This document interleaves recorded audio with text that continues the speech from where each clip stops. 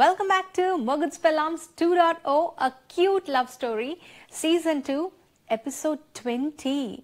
Oh my god, seriously? నాకే నమ్మశక్యంగా లేదు, ఫ్లోలో అలా వెళ్ళిపోతున్నాను. అప్పుడే 20th ఎపిసోడ్ వచ్చిందా అనిపిస్తుంది సీజన్ 2లో. యా, అండ్ ఈరోజు ఈ ఎపిసోడ్లో నువ్వు లేక నేను లేను అనే టైటిల్ తీసుకొచ్చాను. సినిమా టైటిలే, బట్ ఈ ఎపిసోడ్లో జరిగే అసలు ఆ మెమరీస్ అన్నిటికీ పర్ఫెక్ట్గా సూట్ అవుతుందేమో అనిపించింది. So let's see. Ya, like I said, మేము ఒక డెసిషన్కి వచ్చామన్నాం కదా. Okay, we need to get into MNC companies అన్నట్టుగా. దానికి మేము చదువుకోవాలి బాగా. చదివే టైం ఉండట్లేదు నాకు. ఎంతసేపు కాలేజ్లో ఆ బుక్స్ చదవడం, పిల్లలకి ఎక్స్ప్లెయిన్ చేయడం, ఇదే సరిపోతుంది. ఆ సబ్జెక్ట్ ఇంత కవరేజ్ ఉంటుంది. తినకే మేము నైట్ షిఫ్ట్ వెళ్ళామా, అక్కడ పని చేసామా, మార్నింగ్ వచ్చి నిద్రపోయామా. అసలు ఎప్పుడు డేస్ వెళ్ళిపోతున్నా, ఏ రోజు ఏ డేయో తెలియదు. అలాంటి దాని నుంచి మేము బయటపడాలి, మేము చదువుకోవాలి, వేరే వేరే కోర్సులు చేయాలి. మిగతా ఫ్రెండ్స్ అందరు కోర్సులు చేస్తున్నారు సబ్జెక్ట్ నుంచి గ్రిప్ పోకుండా. సో అలా ఏమైనా చేయాలన్నట్టుగా we decided to put down our papers. And yes, మేము పేపర్స్ పెట్టేశాము. ఇంట్లో వాళ్ళు ఎందుకు ఫర్ టైం బీయింగ్ ఏదోటి వస్తుంది కదా, జీతం కూడా వస్తుంది కదా. జీతం అంటూ గుర్తొచ్చింది, బై ది వే నేను చెప్పడం మర్చిపోయాను. ఫస్ట్ మంత్ నాకు జాబ్ చేసేటప్పుడు 8,600 రూపీస్ నా ఫస్ట్ శాలరీ. అది ఇచ్చే మూమెంట్ నిజంగా మా మమ్మీని డాడీని పిలిచి ఆ డబ్బులు ఒక ఎన్వెలోప్లో ఇచ్చారు. ఇచ్చిన ఫస్ట్ టైం వాళ్ళు ఇద్దరు ఏడ్చేశారు. I cannot tell you, it was so emotional. I felt so happy. అసలు ఒక్కొక్క రూపీ వాల్యూ అప్పుడే అర్థమవుతుంది. మన కష్టపడి నెల అయ్యాక మన చేతికి వచ్చే డబ్బులు కష్టపడి సంపాదించి మనల్ని చదివించిన మన పేరెంట్స్ చేతిలో పెడితే వచ్చే ఆనందము వేరబ్బా. మనం అందరం ఎక్స్పీరియన్స్ అయ్యి ఉంటాము. పెళ్ళయ్యే కంటే ముందు జాబ్ చేసిన వాళ్ళ సంగతి చెప్తున్నా. బట్ అలా అదొక అసలు అంతకు మించిన ఆనందం ఉండదేమో అనిపిస్తుంది ఆ మూమెంట్లో. అయితే మా డాడీ కూడా ఏడ్చారు, కళ్ళలో పడపడా నీళ్ళు వచ్చేసాయి. నాకు ఇద్దరిని గట్టిగా హగ్ చేసుకుని ఐ ఫెల్ట్ సో హ్యాపీ. నువ్వే పెట్టుకో అన్నారు. లేదు లేదు మీరు పెట్టుకోండి, నేను ఏం చేసుకుంటా, డాడీ ఇస్తేనే కదా నేను తీసుకునేది. సో ఇట్ కంటిన్యూడ్ అలానే ఎప్పుడు కూడా. యా, ఆఫ్ టాపిక్ అయిపోయినా, లేకపోతే ya, I felt like sharing that. So coming back to putting down our papers. ఇద్దరము ఒకటే రోజు పేపర్స్ పెట్టేసి, కానీ కరెక్ట్ చేస్తున్నామా రాంగ్ చేస్తున్నామా మాకే తెలీదు. చిన్న బ్రెయిన్స్ ఏమో తెలీదు, but our ambitions were big. అందుకని పేపర్స్ అయితే పెట్టేశాం.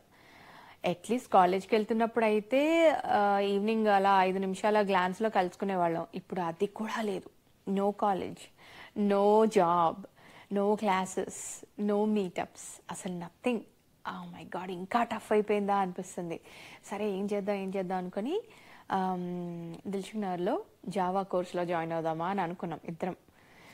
అనుకొని ఇంట్లో వచ్చి చెప్పాను నేను, డాడీ నేను జావా నేర్చుకోవాలి, కొంచెం బ్రషప్ చేసుకోవాలి జాబ్స్ అప్లై చేసుకోవడానికి అంటే సరే అన్నారు. అది 1.5-2 months అనుకుంటా. 2,500 రూపీస్ కట్టి తను వస్తున్నాడు, నాకు తెలియదు, మా ఇంట్లో తెలీదు, నేను వస్తున్నాను వాళ్ళ ఇంట్లో తెలీదు. క్యాషువల్గా జాయిన్ అవ్వాలి అన్నట్టుగా జాయిన్ అయ్యాం.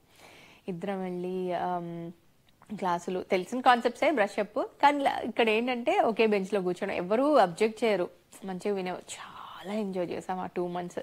ఎవ్రీ 2 hours ఉండేది, 1 hour 2 hours ఉండేది. బట్ ఎవ్రీడే ఎల్బీనగర్ దాకా కలుసుకొని అక్కడి నుంచి దిల్సుఖ్నగర్ వెళ్ళి రిటర్న్ వచ్చేటప్పుడు మిరపకాయ బజ్జీలో పానీపూరియో ఇలా తినడం, ఇలా ఇదొక ఫన్ ఎపిసోడ్. అలా 2 months వెళ్ళాము. మార్నింగ్ అంతా కోర్స్, ఈవినింగ్ ఆర్కుట్లో చాట్ చేయడం, ఇలా జరిగేది. బాగానే ఆ కోర్స్ ఫినిష్ చేసుకున్నాం. ఆ కోర్స్ అయిపోయిన తర్వాత ఇంకా కాలనీలో ఎప్పుడైనా నేను తన దగ్గరికి వెళ్ళినా, తను నన్ను కలవడానికి వచ్చినా, ఇలా బండి మీద తిరగడం, అలా నేను తను ఎక్కువ ఎంజాయ్ కాలనీలోనే, వాళ్ళ ఇంటి దగ్గరే బండి మీద తిరిగేవాళ్ళము. వెనక కూర్చొని ఉండేదాన్ని కదా. మేము అలా తిరగడము. వాళ్ళ మమ్మీ టీచర్ కదా, ఆ స్కూల్లో వేరే టీచర్స్ అంటే ఆంటీ కలీగ్స్ మమ్మల్ని చూసారంట. అది మాకు ఎలా తెలిసిందంటే పెద్ద ఇదైంది అప్పుడు. వాళ్ళ మమ్మీ తిన్ని పిలిచి ఇలా నేను వేరే టీచర్స్ చెప్తే, ఏంటి వెనక ఇట్లా గట్టిగా అతుక్కొని పట్టుకొని కూర్చో, అంత సీనే లేదు అసలు. చేతకంటే పోనీ బైక్ అనుకోండి, ఇలా దగ్గరగా ఇలా ముందుకు పడుతూ ఇలా దగ్గర ఉంటాం. చేతకంటే తను ఎక్కడో ఉంటాడు, నేను ఎక్కడ ఉంటాడు, 2 seats సపరేట్ కదా. అసలు భలే ఎగ్జాజరేట్ చేసి చెప్తారు. అబ్బాయి ఉన్నారు కదా, కొంతమంది ఉంటారు అలాంటి వాళ్ళు, దీనికోసమే ఉంటారు. అయితే ఎవరో చెప్పారంట, వాళ్ళ మమ్మీ వచ్చి కన్ఫ్రంట్ చేసి, పిచ్చి పిచ్చి వేషాలు వేస్తున్నావా, ఆల్రెడీ చిన్నక్కది లవ్ మ్యారేజ్ కదా, అన్నీ పాజిటివ్గా అవుతాయని అనుకోవద్దు అన్నట్టుగా బాగా వార్నింగ్ ఇచ్చారు. అమ్మ కూచి కదా తిను, మళ్ళీ ఆ టెన్షన్లో నాకొచ్చి మా చిన్నక్కది ఎంత ఇబ్బంది అయిందో తెలుసు కదా, నాకు తెలిసి మనది అవ్వదు అని ఒకరోజు బాంబు పేల్చాడు నాకు. నాకేం అర్థం కావట్లేదు, ఏం జరుగుతుంది అంటే, నాకు సిట్యువేషన్ అర్థమవుతుంది, ఏంటి జరగని పని మనం అనవసరంగా ప్రొలాంగ్ చేసుకుంటున్నాము అన్నట్టుగా చెప్పాడు నాకు. నా గుండె ఆగిపోయింది. నాకు అసలు ఐ కెనాట్ ఈవెన్ ఇమాజిన్ అసలు ఏంటి అంటే, ఏంటి మనము ఇప్పుడు ఎవరి దారిన వెళ్ళిపోవాలా అన్నట్టుగా నేను మామూలు ఏడుపు కాదు అది. అసలు ఇంకా ఎంత హార్ట్ అండ్ సోల్ అనుకున్నాను కదా, అసలు ఐ కుడెంట్ టేక్ దాట్. నా వల్ల కాదు, నేను ఎవరినో చెప్తే నేను మా ఇంట్లో ఎవరు చూస్తే వాళ్ళని నేను చేసుకోలేను, నేను అలాగా అంటే. నాకు హ్యాండ్ ఇవ్వడం కాదు కానీ తను హెల్ప్లెస్ అన్నట్టుగా చూపిస్తున్నాడు. నాకు చాలా భయం వేసింది. నాకు ఏడ్చాను, చాలాసేపు ఏడ్చాను ఆ రోజు. ఏడ్చి ఇఫ్ ఐఎమ్ నాట్ యువర్స్, నేను ఇంకెవ్వరిని యాక్సెప్ట్ చేయలేను, నేను ఇంకొకరి దాన్ని కాలేను, నేను పద ఎంజాల్ చర్చ్కి వెళ్దాము. ఎంజాల్ చర్చ్కి వెళ్ళి నేను అక్కడ పెద్ద పోటుదానిలాగా నేను నన్ను అయిపోతాను అని చెప్పాను తనకి. అంటే తను హెస్ట్ డెసిషన్స్ కాదు ఇది, లైఫ్ ఇది, అది అని తిడుతున్నాడు. But I was very particular, నువ్వు కాకపోతే నేను ఇంకెవ్వరిని ఊహించుకోలేను, కనీసం చేసుకోవడం కాదు కదా ఊహించుకోలేను అని క్లియర్ కట్ చెప్పాను నేను ఆ పిల్లడికి ఆ రోజు. సో మాకు ఇదే డిస్కషన్స్ జరుగుతున్నాయి, నా వల్ల కాదు అని. తనేమో చాలా తనకు కూడా బాధ, కానీ అమ్మాయిలు ఎక్స్ప్రెస్ చేసేంత అబ్బాయిలు చేయరేమో ఈజ్ వాట్ ఐ అండర్స్టూడ్. నేను పిచ్చి పిచ్చిగా ఏడ్ చేస్తున్నాను, నా వల్ల అవ్వట్లేదు, అసలు ఏదో ఒకటి చేద్దామంటే అసలు అయ్యే ఛాన్సే లేదన్నట్టుగా అలాంటి సినారియో నడుస్తుంది. మరి వాళ్ళ మమ్మీ ఏ రేంజ్లో చెప్పారో తెలియదు కానీ తను అవ్వదు అన్నట్టుగా చెప్తున్నాడు. నాకు అసలు బెంగ, బాధ, రకరకాల ఏడుపులు ఎవ్రీ నైట్. ఇట్లా డల్గా అన్నీ కోల్పోయిన దానిలాగా ఉండేదాన్ని ఇంట్లో, తిండి తిప్పలు లేకుండా. ఏం అర్థం కావట్లేదు, నా లైఫ్, నా ఫ్యూచర్ నాకు అర్థమైంది కాదు ఆ మూమెంట్లో. దాని తర్వాత ఒకరోజు ఎంజాల్ చర్చ్ దగ్గరే కలుద్దాము అని చెప్పాను నేను. ఇంకా తన నుంచి నాకు హోప్స్ కనబడలేదు. ఎంజాల్ చర్చ్కి వెళ్ళాము. వెళ్ళి అక్కడ చర్చ్ వెనక ఒక హోమ్ ఉంది, ఇలాంటి అంటే ఇలా నన్ను అయిపోయిన వాళ్ళు హాస్టల్ లాగా ఒక రూమ్ లాగా ఉంది. అక్కడ వెళ్ళి వార్డెన్ ఉంటే నేను మాట్లాడేసాను వెళ్ళి, నాకు ఇట్లా నన్ను అయిపోవాలని ఉంది, నాకు దాని ప్రాసెస్ ఏంటి చెప్పండి అని అడిగాను నేను వాళ్ళని వెళ్ళి. వాళ్ళు దీనికి టకామని డెసిషన్ తీసుకునేది కాదు, ఆర్ యూ రియలీ ప్రిపేర్డ్ అనేది మేము చూడాలి, ఇంతకీ తినేవరు అని అడిగింది. నా ఫ్రెండ్ అని. వాళ్ళకి అర్థమవుతుంది కదా ఫ్రెండ్ ఏంటి అన్నట్టుగా. ఫ్రెండ్ ఎవరు, బాయ్ ఫ్రెండ్ ఎవరో అర్థమవుతుంది కదా. నేను ఏడుస్తూనే ఉన్నాను యాక్చువల్లీ. సిట్యుయేషన్ నుంచి తప్పించుకోవాలి అని అనుకుంటున్నాను నేను, అది హెస్ట్ డెసిషన్ అని నేను అనుకోను. ఐ థాట్ దాని చాలా థాట్ ప్రాసెస్ జరిగింది దాని వెనక చాలా రోజులు. ఇంక ఇది అవ్వట్లేదు అంటే నేను ఇదే అయిపోతాను, నేను ఇలా ఉన్నాను అంటే డెఫినెట్లీ మా పేరెంట్స్ నాకు వేరే పెళ్లి చేసేస్తారు కదా. సో నేను నన్ను అయిపోవాలి అని డిసైడ్ అయిపోయి వెళ్ళి మాట్లాడేసాను. తను కూడా వచ్చాడు నాతోటి. తను నన్ను ఆపట్లేదు, ఎందుకంటే వాళ్ళ ఇంట్లో మార్చలేను అన్న దాంట్లోకి వెళ్ళిపోయాడు తను. మా ఇంట్లో అవ్వదు అన్నట్టుగా అయిపోతున్నాడు. దాని తర్వాత నేను మాట్లాడేస్తే, నువ్వు ఆలోచించి యూ కమ్ బ్యాక్ అని వాళ్ళు చెప్పారు. దీనికి ఇమ్మీడియట్గా మేము ఏదో సైన్ చేసి తీసేసుకునేలా కాదు, దీనికి చాలా ప్రాసెస్ ఉంటుంది, మీ పేరెంట్స్కి తెలుసా, వాళ్ళ అప్రూవల్ ఉండాలి అన్నీ చెప్పింది. సరే అని ఆ రోజు అయిపోయింది. అలానే ఏడుస్తూ ఇంటికి వెళ్ళిపోయాను. సాయంత్రం మా మమ్మీతో, అమ్మ నేను డైరెక్ట్గా అడితే చెప్పు తీసుకుని కొడతారు ఎవరైనా కూడా, అంతే కదా. నేను నన్ను అవ్వాలంటే ఏం చేయాలి అంటే, ఏం మాట్లాడుతున్నావు అని తిట్టి పెట్టింది మా మమ్మీ. అంటే కాదు, అసలు నాకు చాలా ఇంట్రెస్ట్, అలాగే ఎవరికైనా లైఫ్ ఇలా హెల్ప్ చేయాలని, నాకు ఇలాంటివి ఇంట్రెస్ట్ అని ఇండైరెక్ట్గా చెప్తున్నా. అంటే మమ్మీ వెంటనే బైబిల్ ఓపెన్ చేసి ఒక వర్స్ చూపించింది. నరుడు ఒంటరిగా ఉండుట మంచిది కాదు అని ఒక వర్స్ ఉంటుంది. అంటే అప్పుడు నేను ఇంకొకటి కూడా అలా ఇలాంటిదే మరి నన్ను ఎందుకు అవుతారు, వాళ్ళు కూడా క్రిస్టియన్సే కదా, వాళ్ళు నన్ను ఎందుకు అవుతారు అంటే ఏమో అవన్నీ నాకు తెలీదు, పిచ్చి పిచ్చి వేషాలు ఏకు నోరు మూసుకొని పడుండు అని చెప్పి తిట్టింది మా మమ్మీ. తర్వాత మా అక్క హస్బెండ్ మా బావతో ఒకసారి వీళ్ళందరితో అప్రోచ్ చేస్తున్నాను, నా ఫ్యామిలీని కన్విన్స్ చేసుకోవాలి కదా, ఇది నేను టక్కామని నేను ఇల్లు వదిలేసి వెళ్ళిపోయే పరిస్థితి కాదు. మా బావకి ఇండైరెక్ట్గా చెప్పాను, మా అక్కతో ఇలాంటి మాట్లాడలేదు. బావ నన్ను అవ్వాలంటే ఏం చేయాలి అని అంటే ఆయనకి వెంటనే అర్థమైంది ఆల్రెడీ నాకు ఇతను బాయ్ ఫ్రెండ్ అని తెలుసు వాళ్ళకి. అంటే మా బావ ఏం చెప్పారంటే నాకు మనసులో ఒకటి పెట్టుకొని బయటకు అది అయిపోవాలి ఇది అయిపోవాలి అని అంటే అలా కుదరదురా, దానికి ఒక అర్హత ఉండాలి, ఏదో సిచ్యువేషన్స్ నుంచి తప్పించుకోవడానికి ఇది చేయడం. ఆయనకి ఏమర్థమైందో తెలియదు, అలా చెప్పారు నాకు అడ్వైజ్. మనసులో ఒకటి పెట్టుకొని బయటకి ఇలా చేయడం అది కాదు నన్ను అయిపోవడం అంటే అని అన్నారు. సో వాట్ ఎవర్ ఆ ప్రాసెస్ అంతట్లో నా decision was final. If I'm not he's not going to be his wife, I'm not to anybody అన్నట్టుగా ఐ వాజ్ డిసైడెడ్. నేను డిసైడ్ అయిపోయాను అట్లా. మరి నా నుంచి దూరం వెళ్ళాలి అని అనుకున్నాడో ఏమో తెలీదు, నాకు చెప్పకుండా వాళ్ళ స్కూల్ ఫ్రెండ్ ఇంకో పిల్లోడు ఒక అబ్బాయితో వెళ్ళి జిఆర్ఈ కోర్స్లో జాయిన్ అయ్యాడు, నాకు చెప్పలేదు. అసలు నాకు ఏం జరుగుతుందో తెలీదు, నా లైఫ్ సడన్గా ఒక ఒక ఒక ఎట్లా చెప్పాలి, నేను ఒక పెద్ద ఎర్త్ లాంటి ఒక పెద్ద హోల్లో నేను ఒక్కదానే ఉన్నాను, బాధలతో ఫుల్ ఆఫ్ ప్రాబ్లమ్స్తో ఉన్నాను అన్న ఫీలింగ్ వచ్చేసి నేను ఎంత ఏడ్చేదాన్నో. ఏడ్చి తర్వాత 2 weeks తర్వాత చెప్పాడు నాకు జిఆర్ఈ కోర్స్లో జాయిన్ అయ్యాను అని. అంటే నన్ను వదిలేస్తున్నావా అని అడిగా నేను.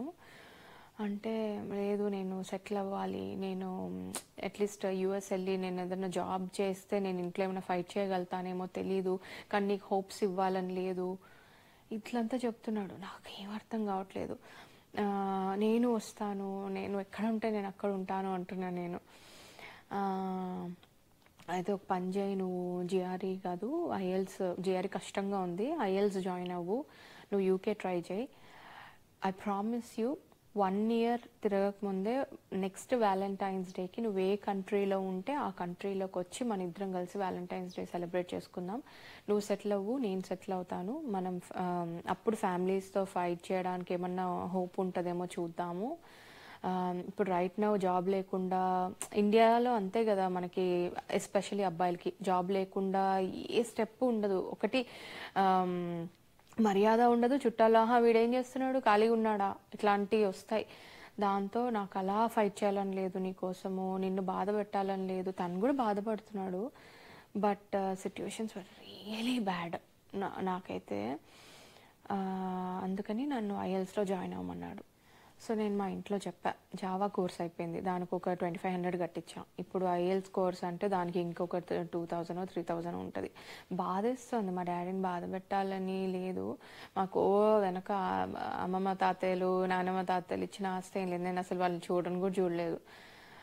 మా డాడీ పాపం ఏ పేరెంట్స్నైనా అంతే కష్టపడి ఉంటారు, బట్ మరీ 70 రూపాయలతో స్టార్ట్ చేశారంట. మా డాడీ చెప్పులు లేకుండా ఇంత నడిచేవాడిని అది ఇదని చెప్తా ఉంటారు. అందుకే నాకు మా డాడీ చాలా క్లోజ్, మా మమ్మీ కంటే కూడా నాకు డాడీ చాలా క్లోజ్, కష్టజీవి.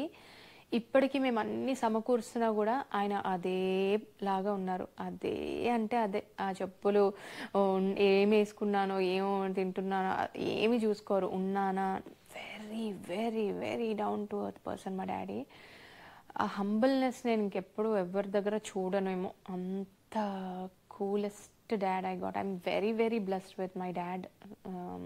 మమ్మీ అన్న కోపం పడి అట్లా చీవ అట్లా అంటుంది, కానీ డాడీ ఈజ్ వెరీ క్లీన్. అలాంటి డాడ్స్ ఉండాలి అందరికీ, అప్పుడు అందరి పిల్లలు బాగుపడతారు. సో అలాంటి డాడ్ని బాధ పెట్టాలని లేదు, కానీ నేను అలానే ఉండిపోయాను అంటే out of sight is out of mind అన్నట్టుగా, తను ఒక్కడే దూరం వెళ్ళిపోతే నన్ను మర్చిపోతాడేమో అన్న భయం. తెలీదు మర్చిపోతాడు అని నమ్మకం లేక కాదు, కానీ సిట్యుయేషన్స్ కొన్ని సర్కమ్స్టాన్సెస్ని సర్కమ్స్టాన్సెస్ వల్ల సిట్యుయేషన్స్ అన్నీ చేంజ్ అయిపోతుంటాయి కదా, ఆ భయం ఒకటి. నేను మా డాడీని అడిగితే మా డాడీ చదువుకి ఎప్పుడు వెనకాడు, కష్టం అప్పు చేసైనా సరే చదివించే రకం మా డాడీ. అలాంటిది నాకు ఐఎల్స్ కోర్స్లో జాయిన్ చేయించారు. ఒక్కదాన్నే వెళ్ళాను. ఆ 3 ఏళ్ళు నేను అలవాటైపోయాను కదా, తనకి బాగా బాధేస్తుంది ఇప్పుడు కూడా చెప్తుంటే. ఒక్కదాన్నే వెళ్ళాను నేను ఐఎల్స్ కోర్స్కి. అండ్ సారీ, యా, వెళ్ళి ఆ కోర్స్ అయిపోయాక మా డాడీ దగ్గర యూకే గురించి నేను చాలా ట్రయల్స్ చేస్తున్నాను. Give me second. అయిపోయిన స్టోరీ కూడా ఇంత ఎమోషనల్ అయిపోయాను నేను, because I love him so much ఏమో. అయితే ఐఎల్స్ కోర్స్లో జాయిన్ అయ్యి అక్కడ మంచిగా అన్నిట్లో మంచి స్కోర్ వచ్చింది. ఐ థింక్ 7.5 8 వచ్చింది అన్నిట్లో. దాని తర్వాత ఆన్లైన్లో సీనియర్స్ని పట్టుకొని రూమ్స్ గురించి ఉంటారు కదా, ఆ ప్రాసెస్ అంతా నాకు ఒక్కదానే నేను చేసుకుంటా ఉన్నాను. దీన్ని హెల్ప్ చేస్తున్నాడు కానీ కొంచెం దూరం ఏర్పడింది ఇద్దరికి. తను జిఆర్ఈలో తను బిజీ, నా ఐఎల్స్ ఇద్దరికి మంచి స్కోర్ వచ్చింది. తర్వాత బంకింగ్ ఏదో కాలేజ్లో నేను అప్లై చేశాను. అప్లై చేస్తే దానికి ఏదో గజిటెడ్ ఆఫీసర్ సంతకాలు కావాలి అంటే, మా చుట్టాల్లో చాలామంది ఉన్నారు, నా మేనమామే ఉన్నారు యాక్చువల్లీ ఆనెస్ట్గా చెప్పాలంటే. మా డాడీ నేను వెళ్ళాం సంతకం పెట్టడానికి. వాళ్ళు ఎంత క్లోజ్ కదా అసలు మాకు. పాపం వాళ్ళందరినీ ఇప్పుడు పాయింట్అవుట్ చేసి బాధ పెట్టాలని లేదు, బట్ వచ్చింది కాబట్టి ఫ్లోలో చెప్తున్నా. వాళ్ళు ఎవరు సంతకం పెట్టలేదు మా డాడీకి. మేబీ షూరిటీ గురించి నమ్మకం, ఎవరు భయాలు వాళ్ళకు ఉంటాయి అనుకోండి, ఎగ్గొట్టేస్తారు అనుకున్నారు. మా డాడీ అస్సలు అలాంటి టైప్ కాదు. తనకు లేకపోయినా, ఈవెన్ చిన్న వంట చేస్తేనే మాకు లేకపోయినా పక్కింటి వాళ్ళకి ఇచ్చుకున్న తర్వాతే మేము తినే టైప్, అట్లా పెంచారు వీళ్ళు. ఇప్పటికీ నేను అంతే. అయితే షూరిటీ ఎవరో మా మమ్మీ వాళ్ళ కజిన్ వాళ్ళ హస్బెండ్ ఇంకో పెద్దనాన్న పెట్టారు, భయపడుతూనే. పాపం మేము అందరూ మిడిల్ క్లాస్ వాళ్ళే, అందరికీ డబ్బులు ఇంపార్టెంటే. ఇలాంటి షూరిటీలు అంటే మనమైనా వెనకాడ ఆడతాము, బ్యాక్ స్టెప్ వేస్తాము. కాకపోతే వీవర్ విత్ గుడ్ ఇంటెన్షన్. అదేలే, ఎవరి రీజన్స్ వాళ్ళకు ఉంటాయి, సో ఎవరిని తప్పు పట్టను. కానీ బాధపడ్డాం మేము. మా అమ్మ పెట్టకపోయేసరికి కొంచెం బాధపడ్డారు మా డాడీ. ఇప్పటికీ అంటారు కొన్నిసార్లు, మనకు అవసరమైనప్పుడు పెట్టలేదు అని. ఎనీవేస్, బట్ మా డాడీ మంచివారని చెప్తున్నాను కదా, మా డాడీ కాబట్టి మంచివారని చెప్తున్న డబ్బా కాదు.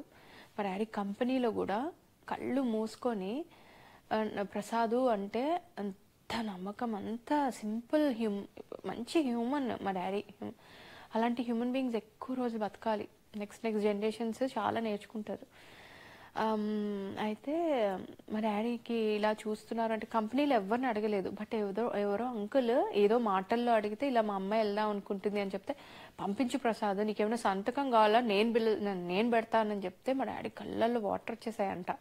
నన్ను తీసుకొని వెళ్ళారు. అంకుల్ ఎవరో కూడా నాకు తెలియదు, ఫ్రెండ్స్ పిల్లలకి చుట్టాలే పెట్టలేదు. అంకుల్ పిలిచి ఇంటికి, అమ్మ నువ్వు బాగా చదువుకో, మీ నాన్న చాలా మంచోడు, ఎవరి దగ్గర తాగుడు అలవాట్లేదు, ఎవరి దగ్గర డబ్బులు తీసుకోడు, ఎవరికి అప్పు పెట్టాడు, ఇంకోళ్ళ షిఫ్ట్లు డబుల్ ట్రిపుల్ షిఫ్ట్స్ చేయాలన్నా కూడా లాస్ట్ మినిట్లో అయినా చేస్తాడు మీ నాన్న, అంత మంచోడు, ఆయనకు మంచి చేయండి మీరు ఎప్పుడు అని చెప్పి అంకుల్ నాకు సంతకం పెట్టి, మా ఫ్రెండ్ వాళ్ళ డాడీ బ్యాంక్ ఆఫీసర్ అయితే ఆ అంకుల్ దగ్గరికి వెళ్ళి లోన్ తీసుకొని ఎంత చేశారో. మా డాడీకి అంటే లవ్ విషయంలో నేను ఇంకెప్పుడు డబ్బుల విషయంలో కానీ ఏ విషయంలో నేను మా ఇంట్లో వాళ్ళు ఎప్పుడు మోసం చేయలేదు. అయితే పాపం నాకు లోన్ కాకుండా 85,000 కట్టాలి. ఎంత ఏడుపు వచ్చిందో నాకు. నా కోసం ఎలా చేస్తారు మా డాడీ అనిపించింది. నా చిన్నప్పుడు ఎప్పుడో చిన్న ప్లాట్ 1000 రూపాయలకి ఎప్పుడో ప్లాట్ కొన్నారంట. ఆ ప్లాట్ అమ్మేశారు నా కోసం మా డాడీ.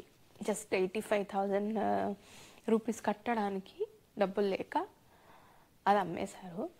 అమ్మేసి కట్టేశారు 85,000. నేను మా పెద్ద బావ మా డాడీ వెళ్ళి కట్టాము.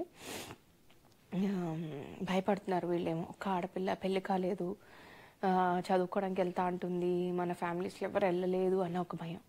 కట్టేసాము. ఇంకో 1 monthలో వెళ్ళాలి నేను. ఫ్లైట్స్ ఏం బుక్ చేయలేదు. బట్ మా మమ్మీ డాడీ ఎంత ఏడ్చారంటే నిజంగా నేను పోయినప్పుడన్నా అంత ఏడుస్తారో లేదో తెలియదు కానీ ఏడ్చి పోయే డబ్బులు, నువ్వు వెళ్ళకు, జాబ్ లేకపోతే పర్వాలేదు మాతోనే ఉండు, వెళ్ళకు అని అంత డబ్బులు కట్టాక నన్ను వెళ్ళనివ్వలేదు వాళ్ళు.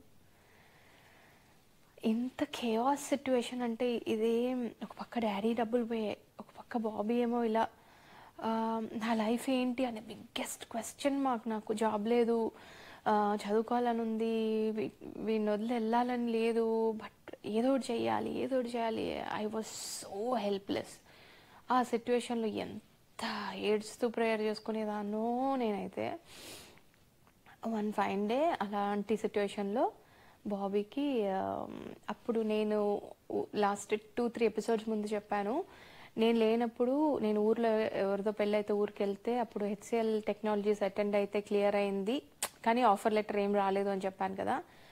అక్కడ హెచ్సిఎల్ టెక్నాలజీస్ నుంచి జాబ్ ఆఫర్ లెటర్ బాబీకి వచ్చింది, but it was in Chennai. తను ఇప్పుడు చెన్నై వెళ్ళిపోవాలి. ఇప్పుడే మా ఇద్దరి మధ్యలో ఇలాంటి సిచ్యువేషన్స్ నడుస్తున్నాయి. ఐ డోంట్ నో ఎంత ఆ డేస్ అన్నీ సాడ్గానే జరుగుతున్నాయి. ఏమవుతుందో తెలీదు, ఇంకా చెన్నై వెళ్ళిపోతే ఏంటి అన్నట్టుగా. సో తననే ఇట్ వాజ్ June 7th, 2010 తన ప్రయాణం చెన్నైకి. బికాజ్ June 9th రోజు తనకి జాయినింగ్ డేట్ ఇచ్చారు. ఆ రోజు అంతా కలిసే ఉన్నాము. ఆ చెడుకు చెత్త బండిలోనే వనస్థలపురం మొత్తం తిరిగి చాలా ఏడ్చుకున్నాం. మా ఇద్దరికి ఫేవరెట్ వ్యాలంటైన్స్ బేకరీ అని, దాని గురించి ఇంకెప్పుడైనా చెప్తాను. వ్యాలంటైన్స్ బేకరీ అక్కడ మాకు ఒక చికెన్ బర్గర్ చాలా ఇష్టం. మా ఇద్దరికి ఎప్పుడు కూర్చోవాలన్నా, ఏడ్చుకోవాలన్నా, మాట్లాడుకోవాలన్నా, కలుసుకోవాలన్నా అక్కడే కూర్చునేవాళ్ళం. ఆ రోజు కూర్చొని బాగా హెడ్ చేశాను నేను, వెళ్ళిపోతావా అని. ఇప్పుడు తను ఒక ధైర్యం ఏమిచ్చాడంటే, జాబ్ వచ్చింది, తన భయం అంతా అదే, జాబ్ కూడా లేకుండా నేను ఏమని చెప్పి ఫైట్ చేయను అని అంటున్నాడు. కానీ నన్ను బాధ పెట్టకూడదు అనుకుంటూనే ఇండైరెక్ట్గా బాధ అవుతుంది నాకు అది. బట్ సో ఫైనల్లీ ఆ రోజు వాళ్ళ డాడీ తను వెళ్ళాలి, సాయంత్రం ఇంకా ట్రైన్ అనగా ఆ రోజంతా నాతోనే ఉన్నాడు. బయటే తిరుగుతూ ఉన్నాము కూర్చొని, వ్యాలంటైన్స్ బేకరీ దగ్గర అక్కడ ఇక్కడ తిరిగి కూర్చొని ఏడ్చుకుంటూ. ఇంకా వచ్చేసే ముందు నన్ను దింపి, don't worry, things will settle ఏమో, ఇది ఒక గుడ్ చేంజ్ కదా మనకి, నువ్వు అంతవరకు ఏదో ఒకటి చదువుకుంటూ ఉండు, నేను సెటిల్ అయ్యి నేను కొంచెం నన్ను నేను ప్రూవ్ చేసుకున్నాక ఇంట్లో మాట్లాడతాను అన్న మాట చెప్పి ఆ రోజు నన్ను మా పక్క గల్లీలో దింపేసి ఇంకా నేను ఏడ్చుకుంటూనే అలానే వెళ్ళాను ఇంటికి. ఆ రోజు వాళ్ళ డాడీ తను కలిసి మొత్తానికి చెన్నై ప్రయాణం జరిగింది. ఆ రోజు తను లేని లైఫ్ని నేను ఊహించుకోలేను అసలు. తను లేని హైదరాబాద్లో కూడా ఉండలేని సిచ్యువేషన్ లాగా అనిపిస్తుంది. ఇట్ వాజ్ సో సాడ్ అసలు. జస్ట్ ఇప్పుడు తలుచుకుని మీకు చెప్తేనే నేను తట్టుకోలేనంత దుఃఖం వస్తుంది నాకు లోపల నుంచి. ఆ డేస్ వర్ సో పెయిన్ఫుల్. మొత్తానికి June 7, 2010 he left Hyderabad. And ఆ తర్వాత చెన్నై వెళ్ళిన తర్వాత లైఫ్ అసలు ఎలా జరిగింది, ఏం జరిగింది అని అదొక పెద్ద ఎపిసోడ్ అసలు. చెన్నై వెళ్ళిన తర్వాత ఆల్మోస్ట్ ఎంత అని కూడా చెప్పను, బట్ చెన్నై వెళ్ళిన తర్వాత అసలు అంటూ ఏం జరిగింది అనేది నేను నెక్స్ట్ ఎపిసోడ్ కాదు, నెక్స్ట్ సీజన్లో చెప్తాను. సో ఈ సీజన్కి దీంతో నేను ఆపేస్తున్నాను. మొత్తానికి మా కాలేజ్ ఫస్ట్ జాబ్స్ అయిపోయాయి. సో చెన్నై అనేది different chapter and I wanted to continue it in a different season which is season 3. అతి త్వరలో season 3 మీ ముందుకు తీసుకొస్తాను. I hope you all are connecting to my episode, my story, my entire life అని చెప్పాలి నేను. Thank you so much each one of you for supporting me. చాలా మంది సపోర్ట్ చేస్తున్నారు, బట్ ఫ్యూ నేమ్సే చెప్తున్నాను అనుకోద్దు. On top of my mind ఉన్న few names. I would like to personally thank Bala garu, Souji, and Canada నుంచి మధు గారు, అండ్ మా Kantham. I really love you so much. Thank you so much. అసలు చాలా చాలా సపోర్ట్ చేస్తారు మీరు నాకు, ప్రతి ఒక్కరు. అండ్ రీసెంట్గా పరిచయమైన జ్యోతి గారు from Dubai, thank you so very much. Ammu, mehndi artist Ammu, thank you Ammu. And నా కజిన్స్ షైనీ, విన్నీ, వీళ్ళు చాలా మంది ఉన్నారు. నా స్టోరీ తెలియని వాళ్ళందరూ తెలుసుకుంటూ నాతో కనెక్ట్ అయ్యి తెలుసుకుంటూ ఉన్నారు. Priya from Hyderabad, thank you రా, thank you for you support. ఇంకెవరైనా పేర్లు మర్చిపోతే సారీ, బట్ వీళ్ళు కంటిన్యూస్గా నాకు మెసేజెస్ చేస్తూ నాకు ఇన్పుట్స్ ఇస్తూ ఉంటారు. So I'm thoroughly enjoying your support. ఏదో నా ఫ్యూచర్లో హౌ మై పేరెంట్స్ మెట్ అనేది మా అబ్బాయి తెలుసుకుంటాడు అన్నట్టుగా నేను స్టార్ట్ చేశాను. బట్ చాలా చాలా ఇన్వాల్వ్ అయిపోయి మీతో బాగా కనెక్ట్ అయిపోయాను నేను. చాలా చాలా థ్యాంక్ యూ. మాధవి అక్క, విద్య, బెతని, ఇంకా చాలా మంది ఉన్నారు. ఇలా పేర్లు చెప్తా ఉంటే వస్తూ ఉన్నాయి. మిస్ అయిన వాళ్ళందరూ sorry. But thank you so very much for all your support. I hope you all enjoyed this episode. Yeah, మా శ్రీని బ్రో పద్ధతిగా ఆయన మరి 4 o'clockకే లేస్తారు. పక్కింటి అన్నయ్య, మా రక్షాబంధన్ అన్నయ్య, ఆయన అయితే 4 o'clock లేస్తారు.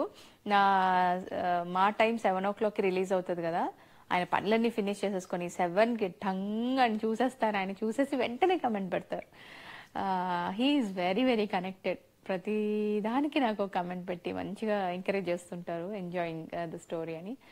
సో ఇలా చాలా మంది ఉన్నారు, ఇంకా నేను చెప్పని పేర్లు. బట్ ఇంకా thank you each one of you for your support. And see you all in next సీజన్లో మళ్ళీ ఫ్రెష్గా కొత్త ఎపిసోడ్తో చెన్నై డైరీస్ అన్ని చెప్తాను. I hope you all enjoyed this episode. I will miss you all for a few weeks మట్టుకే పెడతాను ఈసారి. So see you all soon. Thank you so much.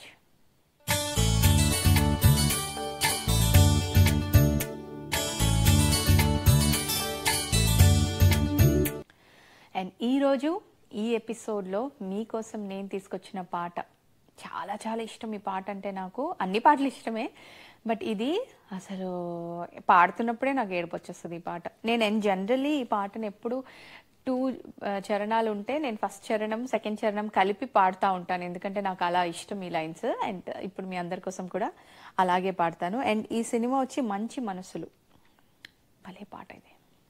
Okay.